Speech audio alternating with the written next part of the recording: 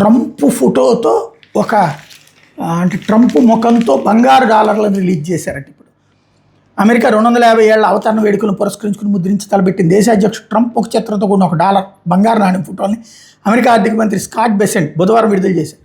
America దేశభక్తికి స్వేచ్ఛకి చిహ్నాలని ఆయన ఎక్స్లో వ్యాఖ్యానించారు. అమెరికా ఫెడరల్ చట్టాల ప్రకారం జీవించున్న వ్యక్తుల చిత్రాలతో నాణ్యాలను ముద్రించడం మీద నిషేధం ఉంది.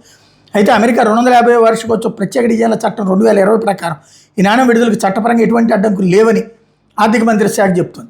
నాణ్యం ముద్రణ ఇప్పటికే మొదలైందని, త్వరలో మార్కెట్లోకి విడుదలవుతుందని చెప్పింది.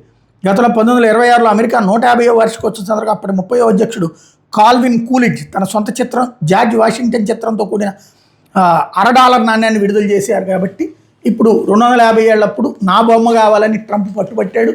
అతని గొల తీర్చారనమాట. ఇప్పుడు తద్వారా రాజ్యాంగాన్ని పక్కన పెట్టారు. మళ్ళీ నెక్స్ట్ వచ్చేటటువంటి వాళ్ళు దీని మీద కేసు పెట్టచ్చు. కానీ ఆల్రెడీ చట్టాన్ని చేసేసారు దీనికి అనుగుణంగా. కాబట్టి నడిచిపోతుంది అనమాట.